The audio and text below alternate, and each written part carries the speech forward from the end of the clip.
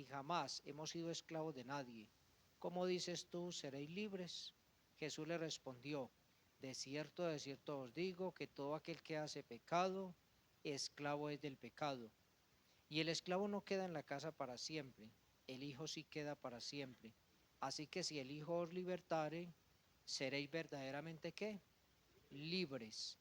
Bueno, el punto número 1 dice, según Jesús, ¿qué es lo que nos hace libres? ¿Ustedes qué respuesta tienen ahí? Bueno, analizando el texto aquí, ¿quién es el que nos libera? Entonces podríamos decir que tanto el Señor Jesucristo como su palabra traen libertad para nosotros, o sea, ambos. Ambos traen libertad para nosotros. Hermanitos, ¿quién me regala un vasito con agua? Gracias, mi hermanito. Yo sin agua no, no me da. Gracias, mi hermanita. A mí se me olvidó. Gracias, Pachito. Bueno, mis hermanos, queda muy claro que la verdadera libertad la da Dios, la da el Señor Jesucristo y la da su palabra.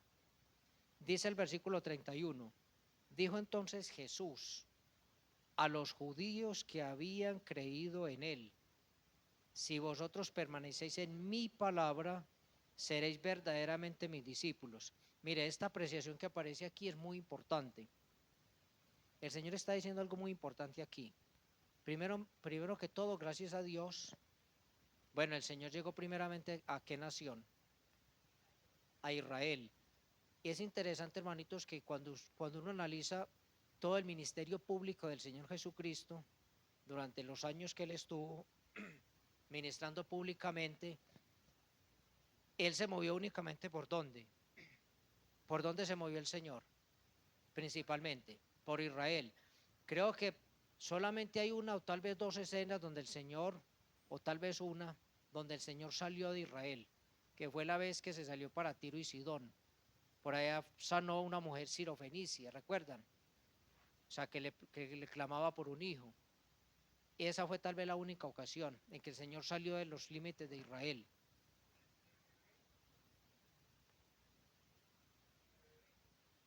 Correcto. Pero el Señor dice que Él fue enviado primeramente a las ovejas perdidas de la casa de Israel. Y cuando el Señor comisionó a los discípulos durante su ministerio público, Él los envió principalmente al territorio de Israel. Los discípulos, cuando estuvieron en el ministerio público del Señor, ellos se movieron solamente por la tierra de Israel, porque el Señor dijo que Él fue primeramente a las ovejas perdidas de la casa de Israel.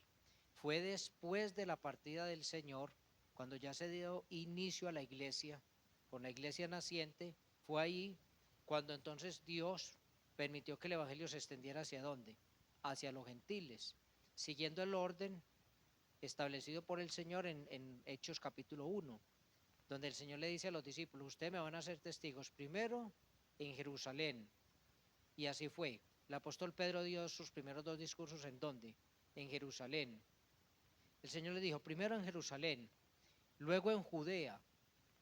Judea era la tribu pues donde estaba Jerusalén. La tribu de Judá es donde quedaba la ciudad de Jerusalén. Entonces empiezan en Jerusalén, luego se extienden un poquito más hacia afuera a Judea, luego dice el Señor en Samaria y luego les dice hasta lo último de la tierra. O sea que después de Jerusalén sigue Judea, luego Israel, el resto de Israel y luego dice hasta lo último de la tierra. Entonces por eso aquí el Señor dice, empieza diciendo que el Señor le dijo a los judíos que habían creído en él. Estos judíos que estaban allí habían creído en el Señor. Ahora, muchos de los apóstoles no eran judíos, ni San Pedro, ni Juan, ni Jacobo, no, ellos no eran judíos, ellos eran galileos, ellos eran del norte.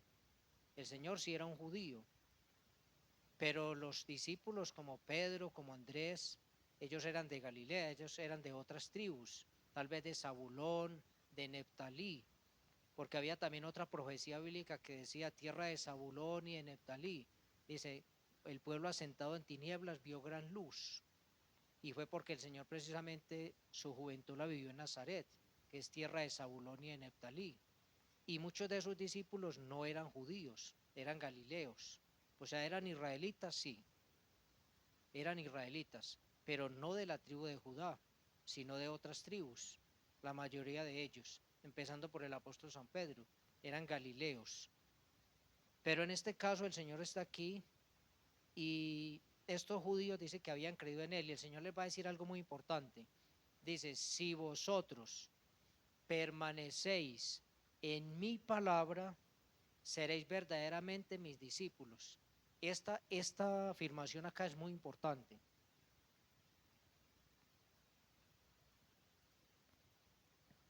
Eso quiere decir, mis hermanos, que un verdadero discípulo del Señor en el tiempo del Señor y en nuestro tiempo, un verdadero discípulo del Señor no es simplemente por pertenecer a la membresía de una iglesia o por ir a determinado lugar o por leer o tener mucho conocimiento, incluso ni siquiera por ir a un instituto bíblico, nada de eso.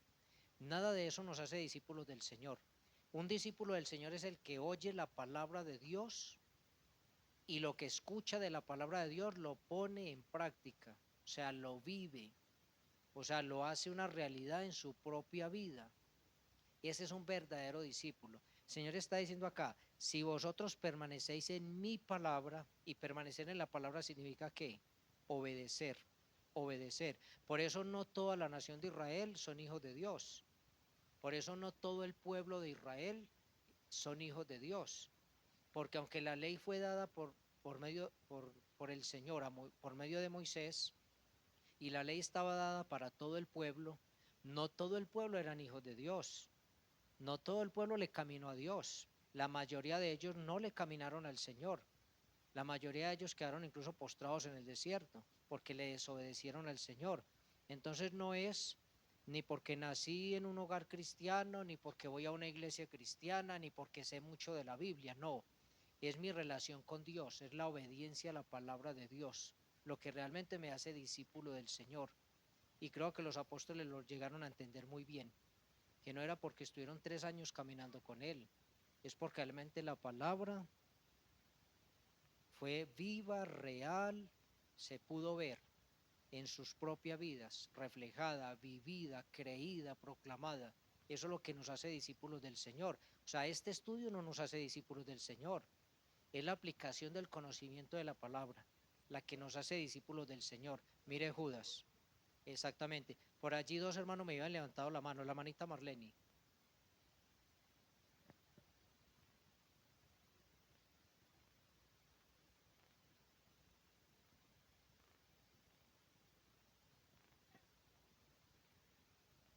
No. Lo que pasa, mi hermanita, es lo siguiente, vea. La nación de Israel fue formada por 12 tribus, o sea, eran 12 patriarcas. Entonces usted lee en la Biblia y ahí aparece la lista, ¿cierto? Aparece Rubén, Simeón, Leví, Judá, Isaacar, Aser, Zabulón, Neftalí. Bueno, son 12, son 12. Dentro de esos 12 están los judíos, que descienden de Judá, uno de los hijos de Jacob. Entonces los judíos son los que dieron, por ejemplo, origen a los legisladores, por ejemplo, como el rey David, como su hijo Salomón, los judíos. Pero resulta que, o sea, el país como tal se llama Israel, todo el país entero es Israel, pero una partecita de Israel es la tribu de Judá. Las otras son otras tribus, la tribu de Dan, Neftalí, Aser, Gad, Manasés, son otras tribus. Entonces muchos de los apóstoles no nacieron como judíos, sino que son israelitas. Son de la nación de Israel, pero no son judíos. El Señor sí nació como judío, el Señor Jesucristo, porque Él desciende del linaje de David. Y precisamente nació incluso hasta en el territorio de Israel, en Belén, porque Belén hace parte del territorio de Judá. En el territorio de Judá la ciudad principal es Jerusalén. Jerusalén. Al sur de Jerusalén está Belén, que fue donde nació el rey David, que era un judío, descendiente de Judá, hijo de Jacob. Y también allí nació el Señor Jesucristo, porque era descendiente de David. Entonces no todos los israelitas son judíos, no. pero todos los judíos son israelitas. Todos los judíos son israelitas porque pertenecen a la tribu, a la nación de Israel. Es como por decir en Colombia, yo soy colombiano, pero yo no soy antioqueño, yo soy caldense, yo soy de otro departamento, pero soy colombiano. Entonces un judío es judío, pero también es israelita, pero no todos los israelitas son judíos, que Judá es apenas una tribu, o sea, una porción de la nación de Israel. Hermanito, por aquí otro me había levantado la mano ahora. Bueno, hermanito Sergio, ya voy con la manita Elizabeth.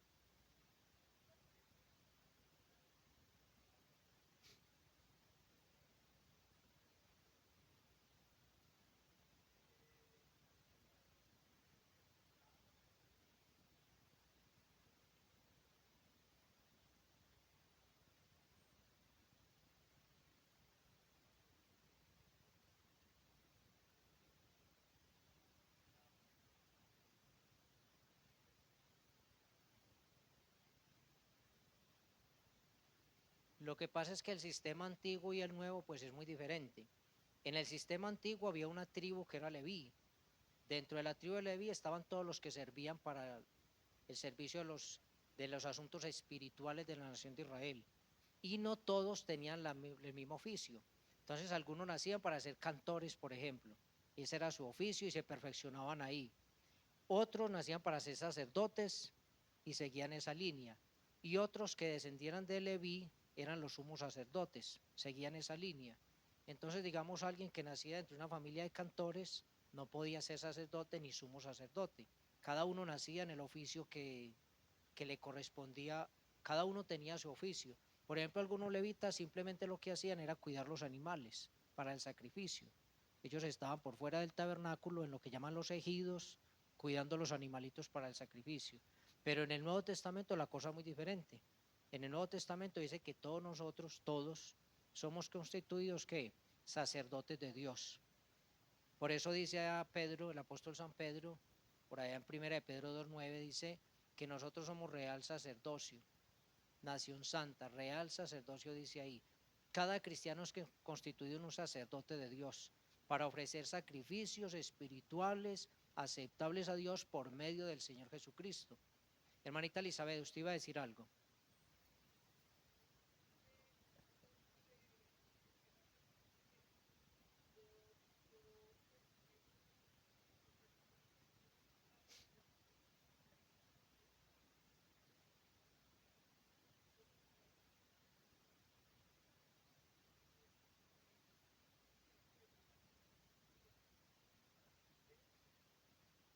Correcto, correctísimo lo que dice la hermana Elizabeth. Muy puntual, muy acertado el comentario. Gracias, mi hermanita Elizabeth, y gracias por el aporte de los hermanos también. Seguimos aquí. Dijo entonces Jesús a los judíos que habían creído en él: si vosotros permanecéis en mi palabra, seréis verdaderamente mis discípulos. Aquí está el desafío para nosotros, hermanos. ¿Qué tanto estamos obedeciendo la palabra de Dios? O sea, ¿qué tanto estamos viviendo el mensaje que escuchamos? Mire, cada 8 días, cada miércoles, cada que por algún medio escuchamos la palabra de Dios o la leemos, el desafío para nosotros es obedecer. No es simplemente leer o llenarnos de conocimiento, sino obedecer la palabra. Versículo 32. Dice aquí: y conoceréis la verdad y la verdad os hará ¿qué? Libres. Mire, aquí hay algo muy importante, hermanos. Hay miles de religiones en la tierra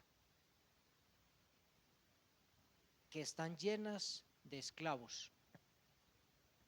Ustedes analizan esas religiones del mundo, muchas religiones del mundo, y no son más que esclavos. ¿Por qué? Porque tienen un líder o unos líderes que quieren controlar, manipular sus mentes, su comportamiento, su estilo de vida. O sea, lo que pretenden estos líderes con estas filosofías es tener un control, o sea, un dominio sobre esta población. Y las religiones grandes del mundo trabajan así. Hay unos líderes arriba determinando lo que se hace y lo que no se hace, y luego eso lo imparten y tienen a toda la gente sometida bajo una esclavitud. Exactamente. Entonces, si uno analiza, por ejemplo, el islamismo, cualquier religión de esas, son una cantidad de personas esclavas de una ideología. controladas por unas mentes que están por allá más arriba, controlando. Y toda secta es lo mismo. Mire, todas las sectas tienen una cúpula arriba, que es la que determina lo que se hace y lo que no se hace. Inclusive dictando cosas que van en contra de lo que dice la palabra de Dios y muchas veces con la Biblia en la mano. Y están sometiendo a las personas a una esclavitud. Y hay personas que van a las congregaciones y son como esclavos. Entonces dicen, yo tengo que hacer esto, yo tengo que hacer esto, tengo que hacer esto otro, tengo que hacer esto de más allá. Están siendo controlados, por eso son esclavos. Y el resto de las personas que viven sin religión y sin grupos y sin nada, pues también son esclavos. ¿Por qué son esclavos? Son esclavos de sus propios pecados y de Satanás mismo. Satanás los tiene controlados. Entonces, así una persona esté dentro de una organización de esas, o si está por fuera de estas organizaciones, de todas maneras es un esclavo. ¿Y cómo se sale de esa esclavitud? ¿Cómo es que uno se libera de esa esclavitud? Dice, conociendo la verdad.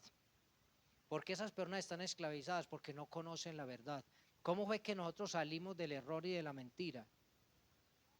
Conociendo la verdad. ¿Qué fue lo que nos rescató a nosotros realmente? El Señor Jesucristo, quien es la verdad. Porque Él lo dijo, yo soy el camino, la verdad y la vida. Nadie viene al Padre sino por mí. Pero también conociendo la palabra de Dios. La palabra de Dios es la que nos ilumina el entendimiento para comprender las terribles barbaridades que creíamos o que practicábamos. Porque ¿quién aquí no practicaba cosas?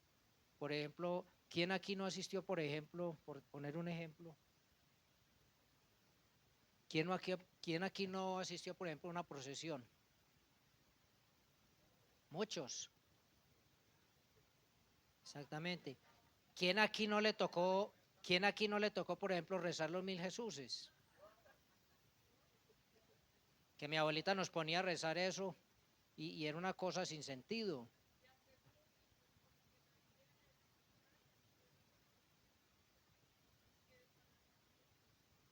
¿Cómo le parece? Raúl.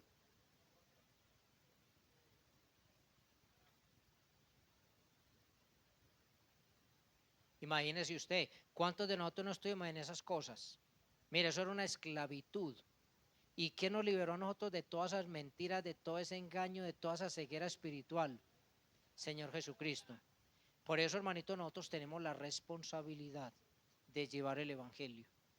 Porque así como Dios tuvo misericordia de nosotros y envió personas para sacarnos de esa ceguera espiritual, también nosotros tenemos la responsabilidad y el privilegio de compartirle a otros para sacarlos de esa ceguera espiritual. Hermanito Oscar.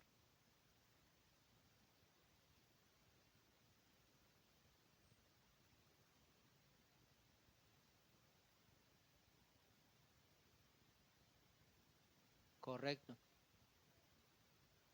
Entonces, mire, hermanitos, todas las situaciones, mire, todas las situaciones de las que uno se vuelve esclavo, incluso de la misma religión. Entonces el verso 31 y 32 nos dice con toda claridad que es la palabra de Dios también la que actúa para rescatarnos a nosotros de esa esclavitud en la que vivíamos, contestando la pregunta número 1, ¿cierto? ¿Qué es lo que nos hace libres? Según este pasaje, la palabra verdadera de Dios. Si la verdad nos libera, entonces, ¿qué es lo que nos esclaviza? Según el texto que estamos leyendo ahí, es la mentira. Y la mentira pues va enlazada con ¿qué? Con el pecado. Entonces la mentira es lo que nos vuelve esclavos. ¿Por qué? Porque la gente termina practicando cosas que realmente son puras mentiras. Puras mentiras. ¿Para qué rezarle a un muerto? ¿Para qué bautizar a un niño? O sea, puras mentiras, hermanos, puras mentiras. ¿Para qué hacer penitencias? ¿Para qué irse de rodillas yo no sé hasta dónde? Puras mentiras, mis hermanos. Bueno, vamos a mirar, hermanitos, en el punto número 2 dice, ¿cómo podemos conocer la verdad? ¿Ustedes qué piensan? ¿Cómo más podemos conocer la verdad? ¿Cómo hace usted para conocer la verdad?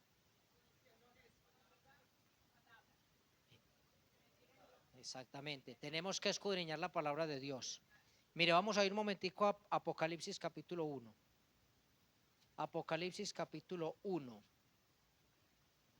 Y en Apocalipsis capítulo 1 vamos a leer el versículo 3. Leámoslo desde el 1.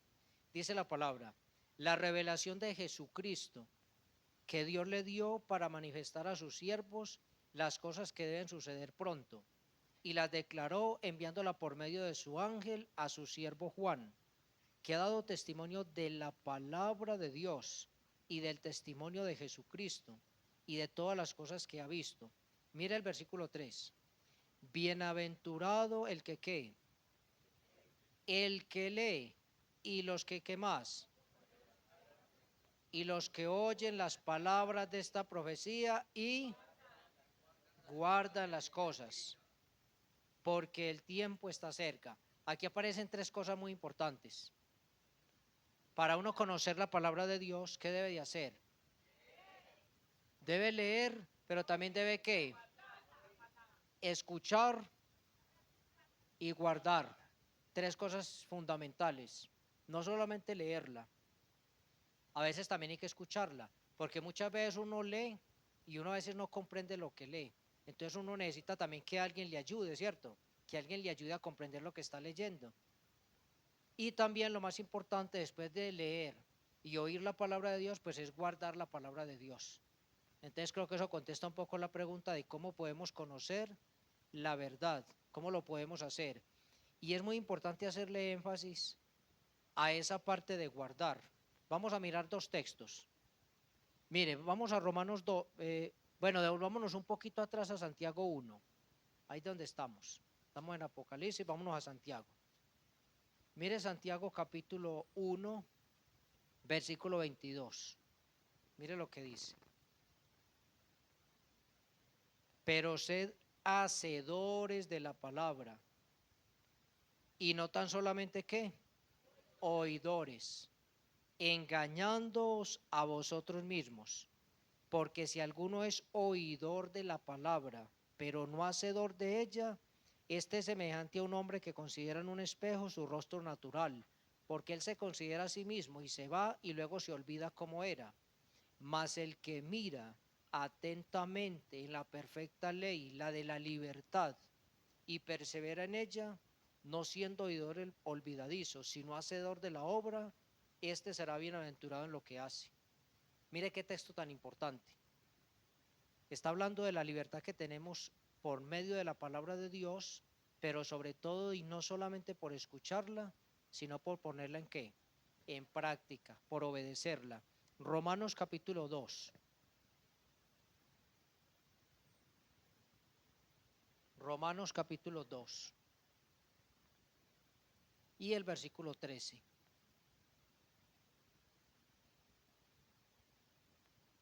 Dice la palabra de Dios. Gracias, Danielito. 2:13. Porque no son los oidores de la ley los justos ante Dios, sino que serán justificados. Que nos quede claro, mis hermanos, esto. No es el que escucha, sino el que obedece. Los que obedecemos la palabra de Dios. La palabra de Cristo, la Biblia, guía a cada creyente a la verdad. Tristemente, muchos cristianos hoy viven ignorando lo que dice la Biblia. No la leen, mucho menos la estudian, sino que solo siguen lo que otros les dicen. Si lo que les dicen es falso, pueden desviarse del camino. Aún en la iglesia hay enseñanzas que crean confusión. Otros conocen la Biblia, pero no viven de acuerdo a ella. Y al igual que los otros, terminan como mal. Punto número 3 dice, mediten esta historia. Una vez un preso dijo, doy gracias que caí preso. Cuando estaba afuera creía que estaba muy bien, libre, pero ahora veo que era un ignorante, preso del pecado. Aquí, al leer la Biblia, he encontrado la verdadera libertad, vida eterna y paz. Las contradicciones de la vida, ¿cierto? Un hombre que estando por fuera pensaba que era libre, cuando estaba hundido en sus delitos y pecados, y tuvo que caer a la cárcel para que la Biblia llegara a sus manos y luego a dónde más, a su corazón, y entender que realmente afuera era un preso del pecado. Dice, ¿qué tiene esta historia que ver con usted? Aunque nunca ha estado preso, es realmente libre. Los que conversaban con Jesús en Juan 8:33 dijeron que nunca habían sido esclavos de nadie. ¿Qué les dijo Jesús en Juan 8:34, que lo leímos ahora? Correcto, correctísimo. Todo el que hace pecado es esclavo del pecado. Eso es muy correcto. Mire 1 Corintios 15. Vamos un momentico a 1 Corintios 15.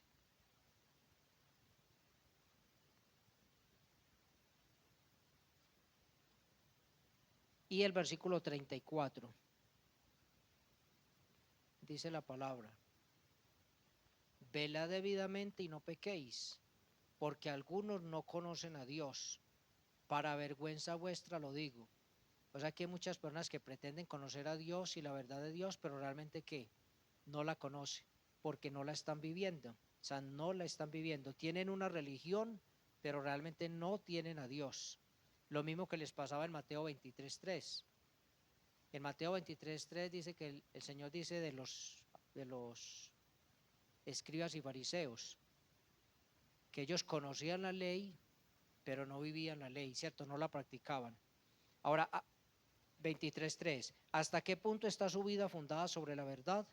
¿Cuáles de las siguientes frases son ciertas en su vida? Vamos a leer esos cuadritos que aparecen ahí, después del muñequito. Dice, mira esta primera: leo la Biblia regularmente por mí mismo. Hermanos, ¿cuántos aquí leemos la Biblia regularmente? ¿Quiénes leemos la Biblia todos los días acá? Eso es importante, eso es muy importante. Vamos a mirar unos textos, hermanos. Deuteronomio capítulo 6. Deuteronomio capítulo 6. ¿Cuántos aquí desayunamos todos los días? ¿Cuántos almorzamos todos los días aquí? Hermanitos, si nosotros desayunamos y almorzamos y comemos todos los días, ¿por qué será que no nos cuesta alimentarnos espiritualmente? Si es lo más importante. Mire Deuteronomio 6 del 4 al 9. Dice, oye Israel, Jehová nuestro Dios, Jehová uno es. Y amarás a Jehová tu Dios de todo tu corazón y de toda tu alma y con todas tus fuerzas.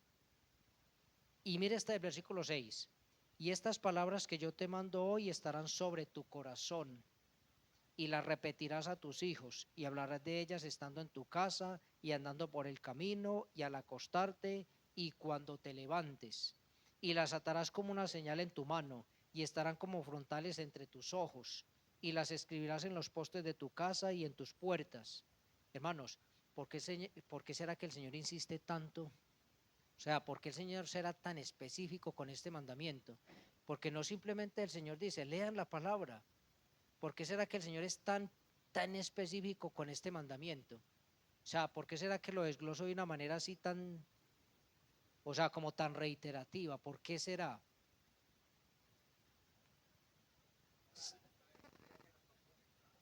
Saben, hermanitos, que hay una cosa: por la dureza de nuestro corazón. Por esa razón el Señor es tan insistente, porque el Señor sabe que para las cosas de Dios, hermanito, muchas veces nosotros no tenemos prioridades. O sea, para nosotros muchas veces las cosas de Dios no son una prioridad. Manita Luz Dari.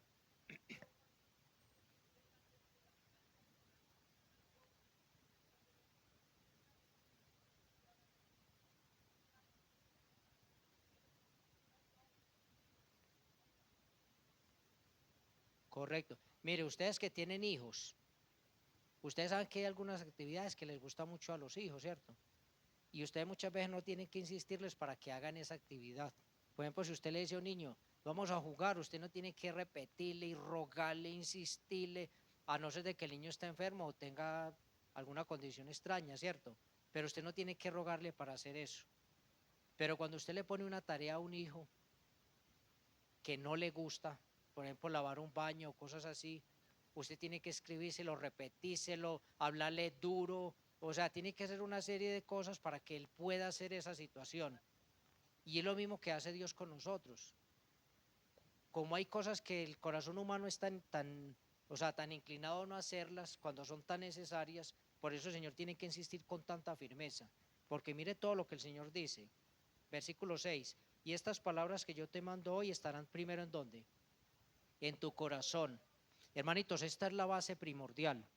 Mire, esta es la base primordial de todo. Si la palabra de Dios no está en nuestro corazón, déjeme decirle que no hay nada, mis hermanos. No habrá obediencia, no habrá una motivación correcta para servir a Dios, no habrá absolutamente nada.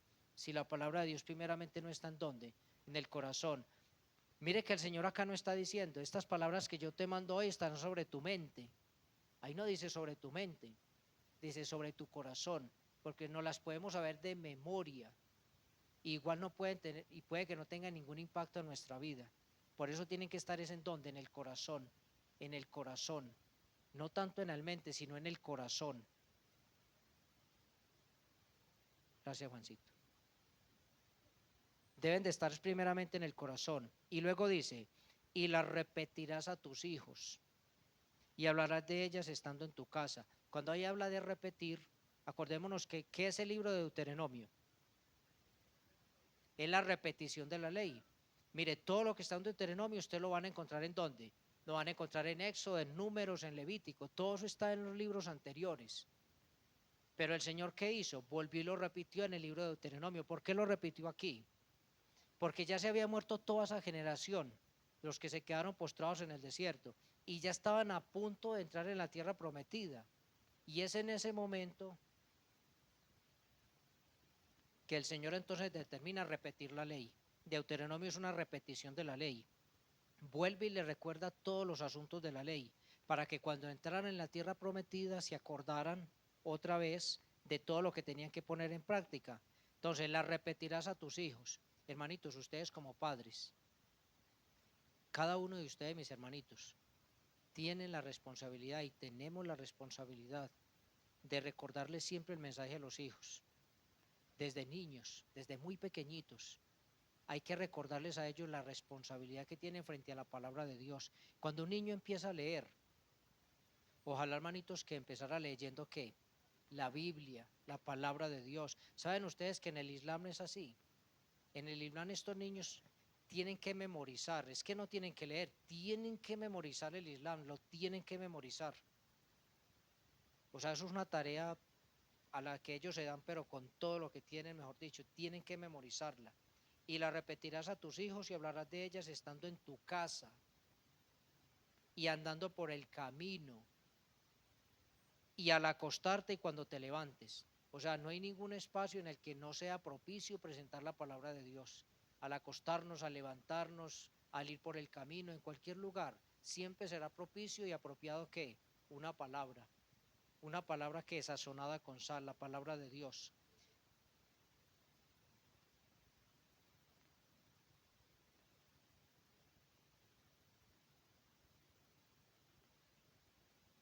Eso es terrible, mi hermanita, no hay temor de Dios. Y las atarás como una señal en tu mano y estarán como frontales entre tus ojos. Y las escribirás en los postes de tu casa y en tus puertas. Tan bonito cuando uno encuentra estos cuadritos, ¿cierto? Tan bonitos como lo que tenemos acá, con mensajes de la palabra de Dios. Entonces, en vez de poner de pronto cualquier bobada por ahí que no tiene sentido, poner un texto, ¿cierto?, de la palabra de Dios. Un texto de la palabra de Dios, muy bonito eso, ¿cierto? Eso es admirable, es bonito. Y siempre que usted pasa lo va a tener ahí.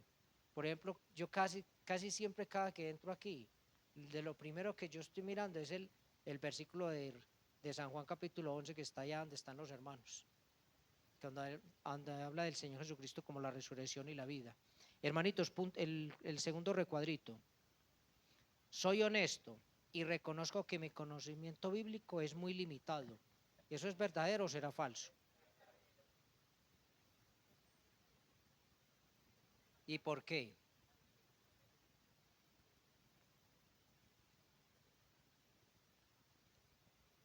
¿Quién está sobrado aquí en el conocimiento bíblico? Aquí nadie está sobrado, mi hermano. Aquí nadie lo está. Mire este texto en Hebreos capítulo 5. Mire Hebreos capítulo 5. Mire esta exhortación que aparece aquí.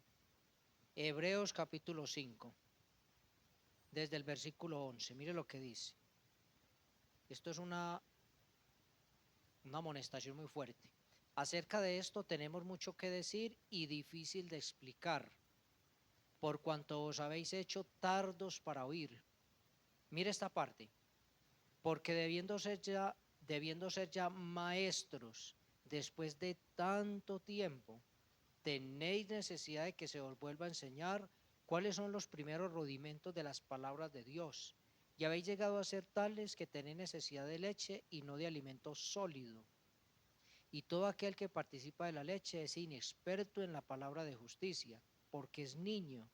Pero el alimento sólido es para los que han alcanzado madurez, para los que por el uso tienen los sentidos ejercitados en el discernimiento del bien y del mal.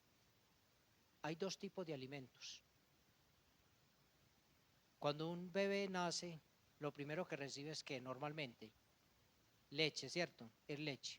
Pero cuando ya ese niño va avanzando, ya la dieta le va cambiando, ¿cierto? Empieza a adquirir una serie de alimentos hasta que llega a un punto en que ya termina comiendo chicharrones de 15 escalas, ¿cierto? Porque, o sea, uno va llegando a un punto en que no se va a quedar tomando leche toda la vida.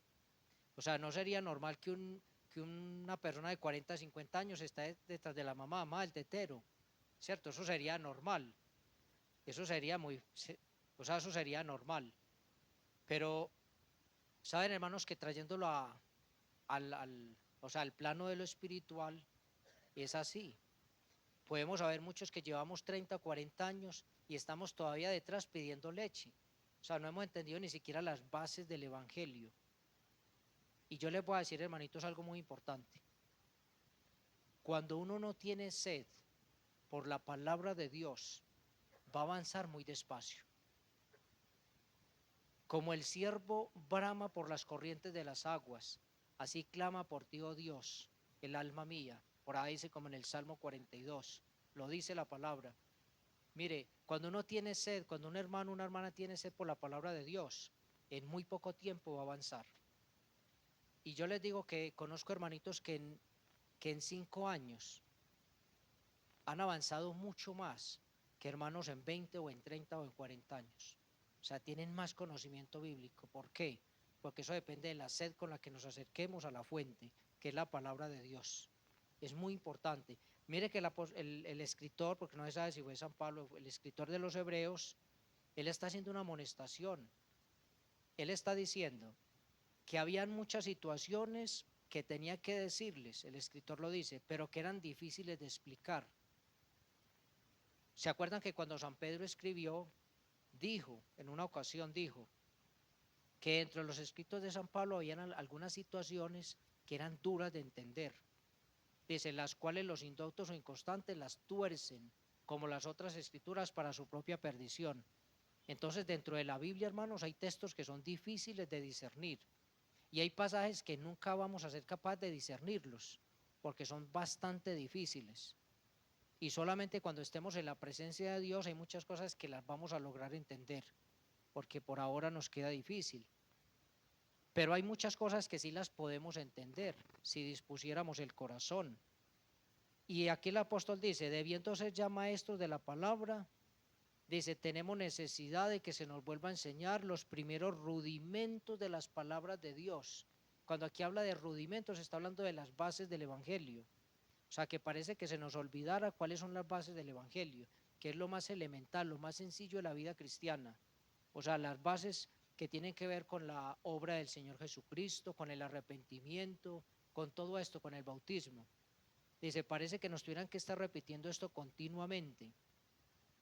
Y habéis llegado a ser tales que tenéis necesidad de leche y no de alimento sólido. O sea, San Pablo dice, el escritor de los Hebreos les está diciendo, no les puedo dar alimento sólido porque todavía tengo que darles leche.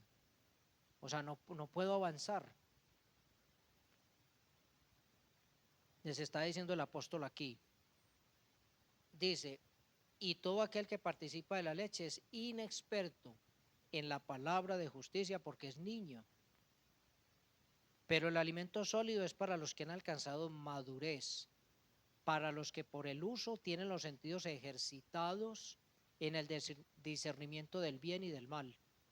O sea que a medida que vamos estudiando la palabra de Dios, vamos adquiriendo conocimiento y vamos discerniendo, vamos teniendo discernimiento de los pasajes de la palabra del Señor, vamos creciendo en el conocimiento de Dios. Hermanitos, hay unas situaciones que revela la palabra de Dios que si uno no se mete a estudiarlas, puede crearles mucha confusión. Por ejemplo, temas como la soberanía de Dios, que si uno los deja simplemente, si uno no es juicioso y se mete a estudiar la palabra de Dios, uno puede quedar con una serie de lagunas, de incertidumbres, y uno va a encontrar muchos cristianos haciéndose en una serie de preguntas. ¿Por qué? Porque no escudriñamos la palabra de Dios.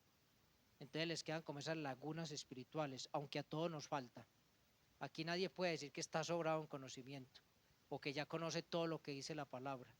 Hermanitos, si San Pedro dijo que le queda difícil entender cosas que San Pablo escribió, ¿qué podemos decir nosotros, mis hermanos? Que no le amarramos ni los zapatos a San Pedro.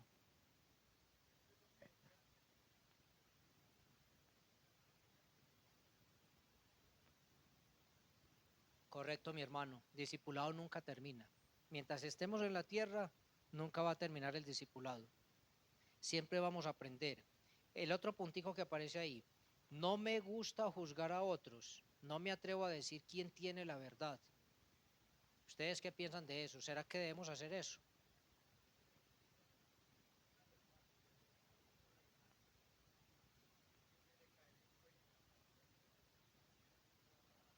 Correcto. Manito Fernando.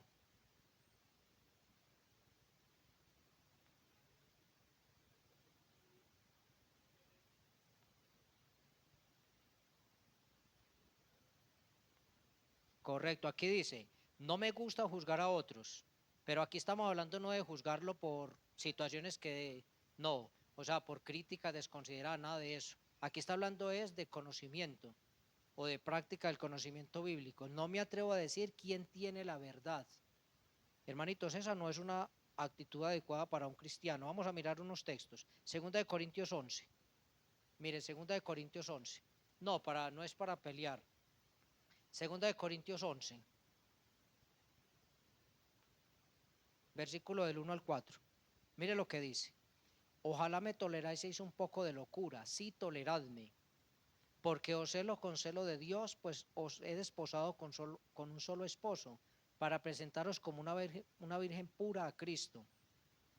Pero temo que como la serpiente con su astucia engañó a Eva, vuestros sentidos sean de alguna manera extraviados de la sincera fidelidad a Cristo. Y mire el versículo 4. Porque si viene alguno predicando a otro Jesús que el que os hemos predicado, o si recibís otro espíritu que el que habéis recibido, u otro evangelio que el que habéis aceptado, bien lo toleráis.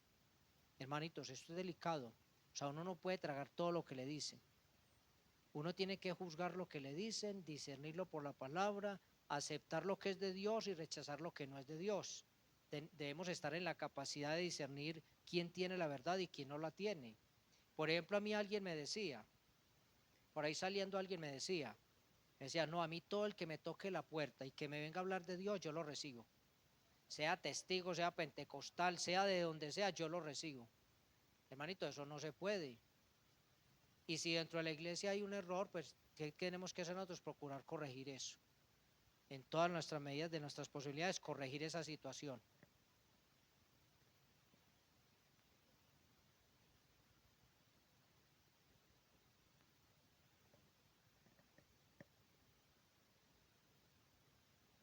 Es que lo más importante, hermanita, es ser bíblicos, porque es que no son nuestros argumentos, sino lo que diga la palabra de Dios. Miren en segunda de Juan lo que dice. Segunda de Juan, que es un solo capítulo. Segunda carta del apóstol San Juan, y leamos ahí desde el versículo 9. Mire lo que dice. Cualquiera que se extravía y no persevera en la doctrina de Cristo no tiene a Dios. El que persevera en la doctrina de Cristo, ese sí tiene al Padre y al Hijo. Si alguno viene a vosotros y no trae esta doctrina, mire lo que dice, no lo recibáis en casa ni le digáis bienvenido, porque el que le dice bienvenido está participando ¿en qué? En sus malas obras. Entonces nosotros sí tenemos la responsabilidad de juzgar muchas veces cosas cuando no están de acuerdo a la palabra de Dios. debemos hacerlo, mis hermanos. Que Dios nos ayude porque a veces no somos muy diligentes en esto.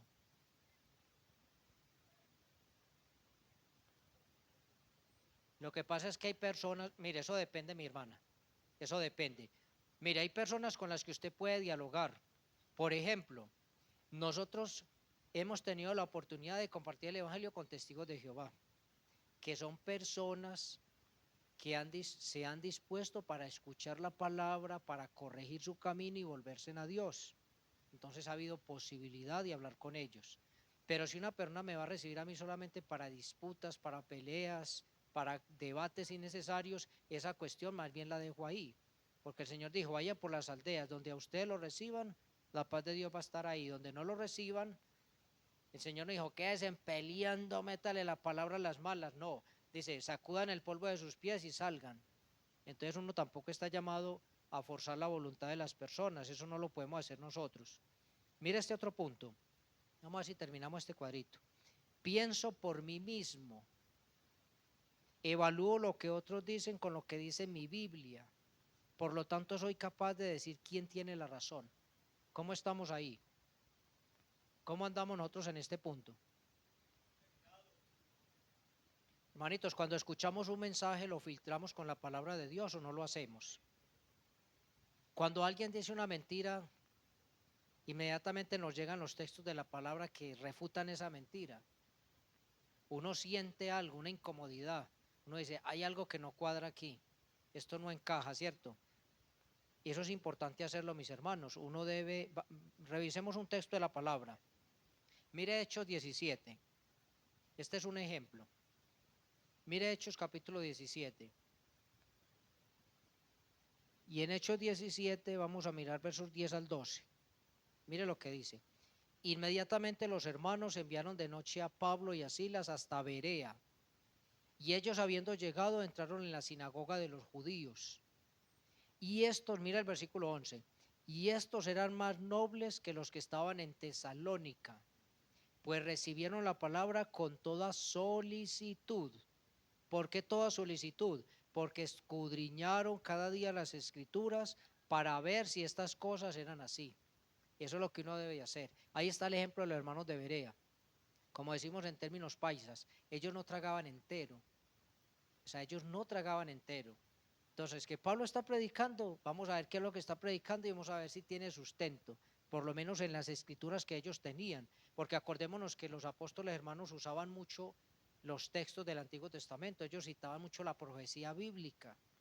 Muchos textos de profecía los citaban y ellos comparaban con la palabra de Dios, con lo que tenían a su alcance en ese tiempo. Ese es un buen ejemplo para nosotros y nosotros debemos hacer lo mismo. Y mire ese último puntico ahí. Dejo que otros cristianos o los que enseñan en mi iglesia me digan lo que debo creer. Es más fácil así. Eso sería como ¿qué? ¿Qué palabra acomodaría uno ahí? Ah, ¿sabe cómo se llama eso? Se llama conformismo. Se llama conformismo. Y uno no debe ser, o sea, esa actitud no debe estar en nosotros. Conformismo, no.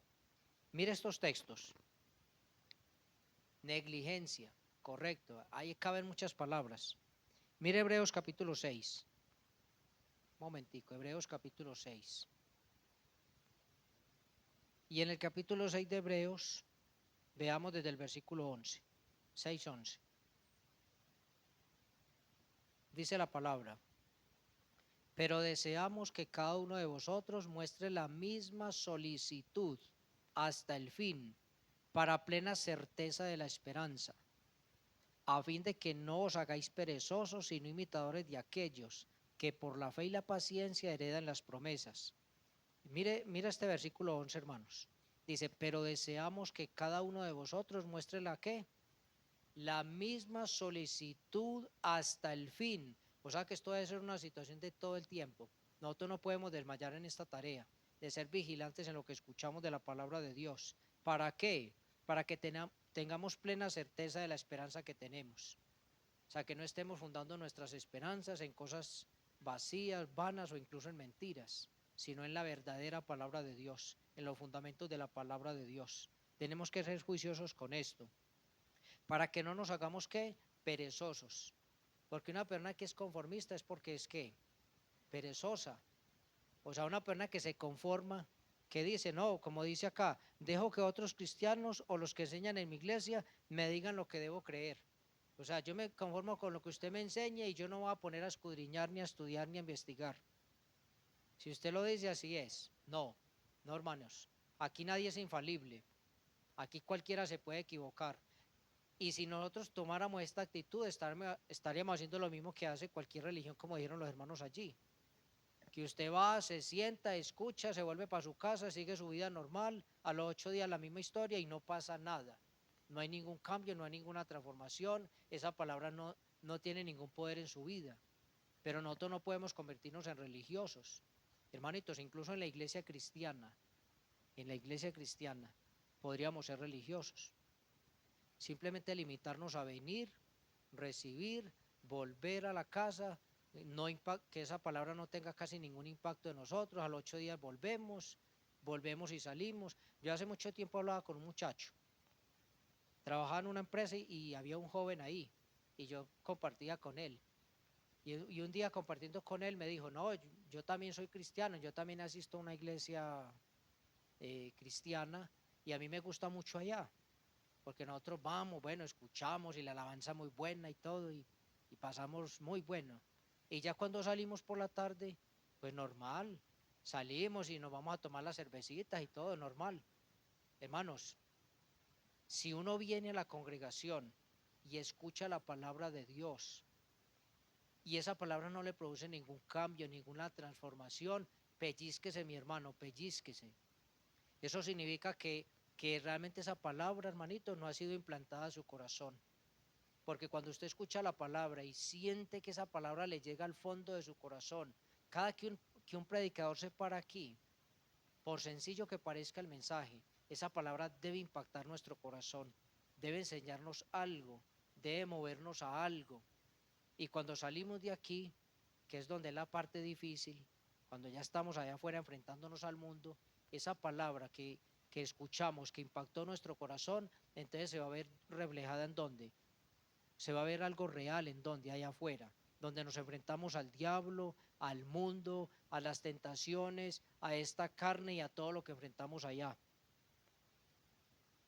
Y cuando lo que vivimos allá, hermanitos, es la palabra de Dios, eso significa que realmente la palabra ha sido ¿qué? Implantada entonces en nuestros corazones. Eso significa que no ha sido en vano entonces, que no la hemos escuchado en vano, sino que ha tenido un valor, un propósito, una realidad en nuestra vida. Así debería ser, siempre que escuchamos la palabra de Dios. Entonces yo no puedo permitir que otros me digan simplemente lo que debo de hacer, porque es más fácil. No, el Señor no nos llamó a cosas fáciles.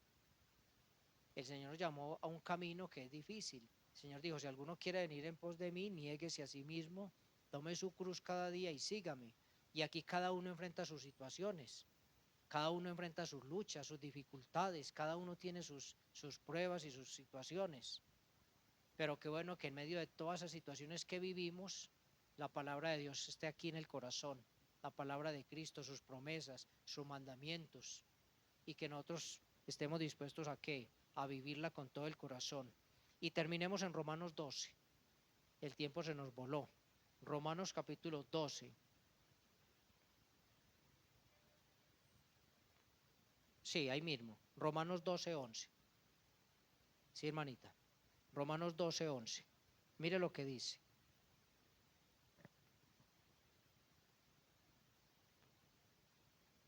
Dice la palabra. En lo que requiere diligencia, ¿qué? No perezosos, fervientes en espíritu, sirviendo al Señor. Hermanitos, todo en la iglesia, todo en la vida cristiana, cualquier cosa que nosotros emprendamos en la vida cristiana, todo requiere ¿qué? Diligencia. Si hay una cosa que Dios demanda y ha demandado todo el tiempo de sus hijos, ha sido ¿qué? Diligencia. Incluso hasta Judas. ¿Sabe que a Judas el Señor le dijo, lo que vas a hacer, hazlo qué? Hazlo más pronto. Es lo que deberíamos de hacer todos nosotros. Lo que debemos hacer, hagámoslo pronto. hagámoslo para el Señor, hagámoslo con el corazón, hagámoslo con ganas, o mejor no hagamos nada, ¿cierto? O mejor no hagamos nada, porque al Señor las cosas así eh, a medias o con pereza, eso no le sirve al Señor. No perezosos, fervientes en espíritu, sirviendo al Señor. Por eso, por eso a veces nosotros, hermanos, somos tan deficientes en la obra de Dios. A nosotros nos falta fervor en el espíritu, fervor en el espíritu. O sea, somos muy apagados. Entonces, cuando son actividades del mundo, eso salimos como volador sin palo. Pero cuando se trata de los asuntos de Dios, apagados completamente, ¿cierto? Dormidos completamente.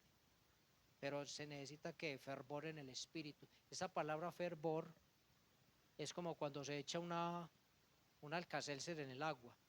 ¿Qué pasa con el agua? Toda el agua se mueve, ¿cierto? Toda el agua se pone en movimiento. Esa palabra fervor es así. O sea, al tener el Espíritu de Dios, todo nuestro ser debería moverse. Espíritu, alma, cuerpo, todo nuestro ser debería ser impactado por ese fervor. Dice, sirviendo al Señor. Y que Dios nos ayude y nos perdone, porque a todos nos falta, y principalmente a mí, ¿cierto? Pelo pa'l moño. Como dicen por ahí, ¿cierto? Nos falta pelo pa'l moño, mis hermanos. Parece que suena chistoso, pero así es. Así es, mis hermanos. Hermanitos, ahí terminamos por hoy la lección. Con la ayuda de Dios en 8 días vamos a tratar de terminar la lección. Vamos a terminarla con la ayuda del Señor. Manito Sergio.